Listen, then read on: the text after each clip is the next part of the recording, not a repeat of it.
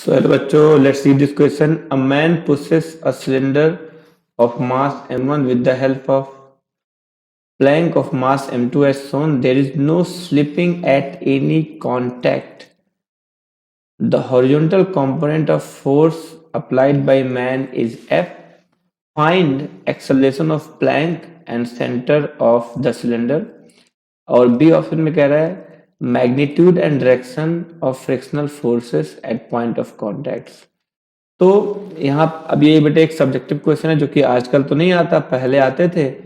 तो यहाँ पर हम क्या कर सकते बेटे, हम अपने हिसाब से मानते हैं कि किस पर कितना फ्रिक्शन लग रहा होगा। तो हम ये मान लेते बेटे कि प्लैंक पर ऐसे पीछे की तरफ फ्रिक्शन लग रहा होगा F1, तो इस सिलेंडर पे फ्रिक्शन लगेगा आगे की तरफ F1, राइट। और यहाँ पर बेटे हम मान लेते हैं कि इस अपने इस सिलेंडर पे F2 फ्रिक्शन लग रहा होगा आगे की तरफ। ध्यान देना, ये हमने मान रहा हुआ है ऑन प्लैंक, हम कुछ भी मान सकते हैं वैसे, ठीक है। और ये वाला F1 बेटे कहाँ पर ऑन सिलेंडर है, क्योंकि फ्रिक्शन भी न्यूटन के थर्ड लॉ को फॉलो करते हैं, इसलिए इक्वल एंड अपोजिट होते हैं किसी एक पॉइंट पर, ठीक है। तो अब क्या करेंगे, अब जो भी हमें निकालना है उसके लिए हम फटाफट से रूल अप्लाई करेंगे और हमारा काम हो जाएगा। जैसे अगर हम इस प्लैंक की बात करेंगे, if we talk about Planck, एक और बात बेटे, अभी तक हमने एक्सेलरेशन नहीं माना है, तो हम सिलेंडर का एक्सेलरेशन बेटे A2, क्योंकि प्लैंक का इन्होंने पहले, हाँ इसका हम मान सकते बेटे क्या है, A1 है, तो इसका मान सकते A2। और हम बहुत आराम से कह सकते कि जब यहाँ पर पॉइंट ऑफ कांटेक्ट कोई अगर कोई स्लिपिंग नहीं है तो हम मानते हैं कि ये 0 पर है, तो ये लीनियरली, अब यहाँ पर अगर A2 हुआ तो फिर यहाँ पर 2A2 होता है, ऐसा आपने पढ़ा होगा, राइट। क्योंकि अगर कोई चीज बिल्कुल ऐसे घूम रही है तो ये 0 पे होता है, तो सेंटर वाला जितने पे है उसका डबल ही हो जाता है। तो हम यहाँ से बेटे कह सकते हैं कि पहली बात क्या कह सकते बेटे कि हमारा जो A1 है, A1 ये 2A2 के बराबर है। पहली इक्वेशन से बेटे ये आपकी बन गई है। दूसरी, प्लैंक पे बेटे हम लगा देते हैं F net is equal to ma।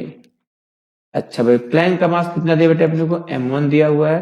Planck पे फोर्स कितना बेटे, F है, और फ्रिक्शन, तो यहाँ पर फोर्स है F minus F1 is equal to m1 A1, right. ये हो गया बेटे आपका एक दूसरी इक्वेशन, ठीक है। दो इक्वेशन बन गए। हम चाहे तो यहाँ से अपना A1 बहुत आराम से निकाल सकते हैं। चलो ये इक्वेशन बन गया। और अब बात करते हैं बेटे सिलेंडर की, तो हम सिलेंडर पे क्या क्या इक्वेशन निकाल सकते हैं। तो पहला तो बेटे हम सिलेंडर पे लगा सकते हैं F net is equal to ma। अब सिलेंडर पे क्या क्या फोर्स है, तो बेटे दो फ्रिक्शन के फोर्स है, तो हम यहाँ लगाएंगे बेटे F1 plus F2 is equal to M2 A2। ये हो गई बेटे तीसरी इक्वेशन। और फिर बेटे अब हम यहाँ पर सिलेंडर पर ही बेटे tau net is equal to I alpha लगा सकते हैं, राइट। जब ये लगाएंगे तो एक और इक्वेशन आ जाएगी, वो अपन लोग बात कर लेते हैं। तो टॉर्क क्या होता है, टॉर्क के लिए बेटे हमें क्या देखना पड़ेगा कि जो इस F फोर्स का टॉर्क है, F फोर्स का अगर टॉर्क बेटे अपना एंटी क्लॉकवाइज है, तो सॉरी F2 का टॉर्क अगर एंटी क्लॉकवाइज तो F1 का बेटे कैसा आएगा, क्लॉकवाइज। तो अपने को इन दोनों को अपोजिट लेना होगा, तो अपोजिट हम ले लेंगे। तो अगर हम क्या करते बेटे, और अच्छा अब ये फाइनली घूम कैसे रहा, क्योंकि अगर ये आगे की तरफ जा रहा है, इफ इट इज गोइंग आगे की तरफ, तो हम बोलेंगे कि जो F1 का टॉर्क है वो पॉजिटिव ले लेते हैं और F2 के टॉर्क को नेगेटिव ले लेते हैं। तो हम यहाँ पर बेटे क्या लिखेंगे, F1 R minus F2 R is equal to I alpha. अब आई को तो बेटे आई रहने देते हैं, लेकिन अल्फा की जगह पर हम A2 बाई आर रखते हैं, राइट। अब हम जब बेटे इसको सॉल्व करेंगे तो हमें इक्वेशन समझ में आएगी कि क्या हम कर सकते हैं। तो यहां से क्या है बेटे, F1 R minus F2 R is equal to I alpha A2 by R. अब हम आई को भी रख सकते हैं बेटे क्या, तो F1 R minus F2 R आई।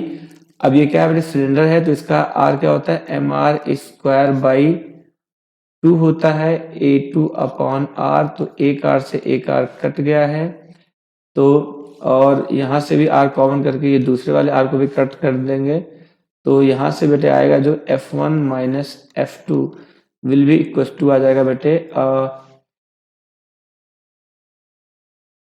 M2 यानी सिलेंडर का मास A2/2। तो ये हो गई बेटे फोर्थ इक्वेशन। अब ये फोर्थ इक्वेशन 4 इक्वेशन है और 4 ही वेरिएबल है, इनको सॉल्व कर लेना, यहाँ पर इन सबको सॉल्व करना। इट्स अ बोरिंग थिंग, आप सब अगर जेई के लिए प्रिपेयर कर रहे हो, इसे सॉल्व करोगे तो आंसर जो A1 का आंसर बेटे आएगा दैट विल बी, A1 का आंसर जो बेटे आने वाला है that will be 8F over 3M1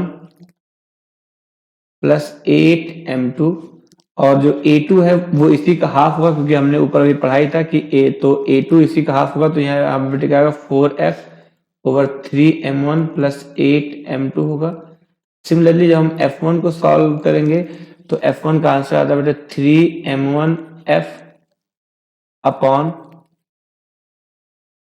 3M1 plus 8M2, और जो F2 का आंसर आता है बेटे वो आता है M2 नहीं, यहाँ पर क्या था M1F over 3M1 plus 8M2 निकल के आता है। तो ये काम आपका है कि आपको सॉल्व करना है, तो आंसर ऐसे से आ जाएंगे। 4 इक्वेशंस कैसे बनानी है उसके लिए आपको आइडिया दे दिया है। क्या आइडिया है बेटे उसके लिए आइडिया है कि पहले प्लैंक पे लगा दो Fnet इक्वल ma, और एक्सप्लेनेशन को गेस करना है अपने को क्या बेटे कि प्योर रोलिंग हो रही तो पॉइंट ऑफ कांटेक्ट 0 पर होता है, उसका सेंटर बेटे A पर है, तो उसका जो टॉप मोस्ट पॉइंट है वो 2A पे होता है। तो इस तरीके से हमें ये इक्वेशन बनानी है, फिर ये प्लैंक पे Fnet ma लगाना है, सिलेंडर पे Fnet ma लगाना है, और फिर सिलेंडर पे टर्न ma लगाना है। 4 इक्वेशन बनेगी और अपने को 4 वेरिएबल्स फाइंड आउट करने हैं। 4 इक्वेशंस 4 वेरिएबल्स सॉल्व हो जाएंगे, तो इस तरीके से बेटे आपका आंसर आ जाएगा। ये और ये, अब ये दोनों बेटे आपके एक पार्ट के आंसर है और ये दोनों बेटे आपके बी पार्ट के आंसर है। ठीक है, I hope you understand it well. Thank you.